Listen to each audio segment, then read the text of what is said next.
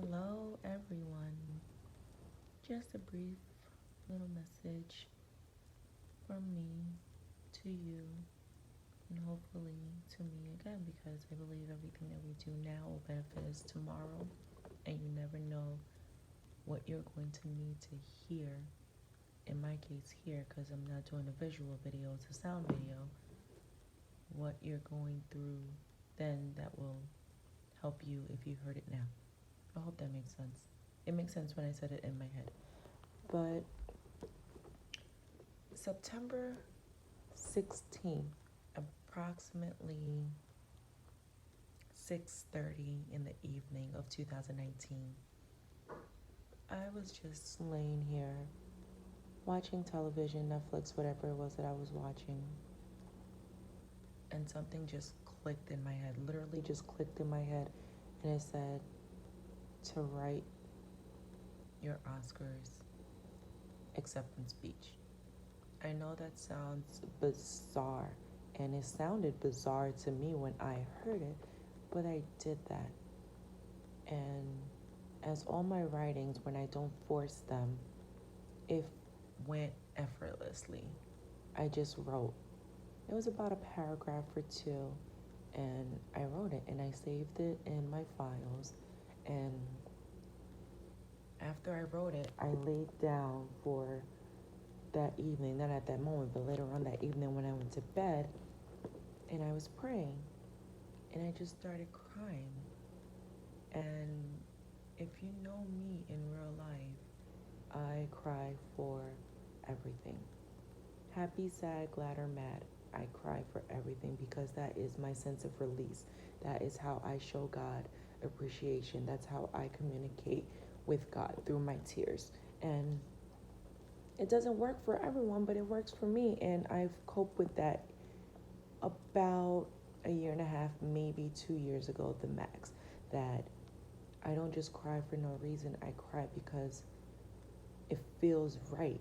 It feels good. Like, it doesn't have to be a strong boo-hoo cry, but tears, joyful tears would fall. And that's what happened in this situation. And it felt good.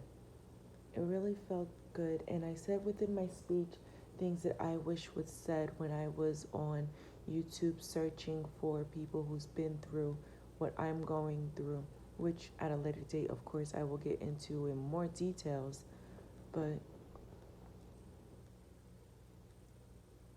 it was meaningful.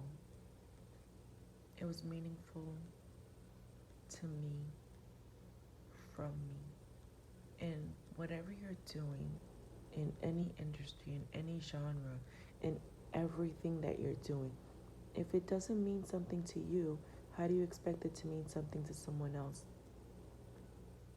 Not necessarily someone who's going to look up to you or someone you're going to inspire, but everything you do has to be meaningful to you in order to get to the next level. Because you don't want to just put your work out there and be like, okay, whatever, it's done. But no, it has to mean something to you when it's done, so it could mean something to others. And that's what I had in my speech. And I know one day you're going to hear it. Millions and millions are going to hear it. I know that for a fact because God told me so. And that's who I'm banking on. I'm banking on God to make this speech real, to make this speech be heard by millions, hundreds, thousands. Even one more person could be the right person that hears it. And then from there, everything's going to skyrocket even more than it already has for me, in my creativity, in my following, and who I want to be in the future, for my career, in my career, during my career. And that's what I wanted to share with you. While I'm not sharing my actual words of the speech, because you're going to hear it, just not right now, it's just some words for you, for me, for us, to keep going. You get that little tingling, write it down. However you choose to remember it, visualize it. But whatever you do, keep going. Keep going. So this was my words, my brief little words.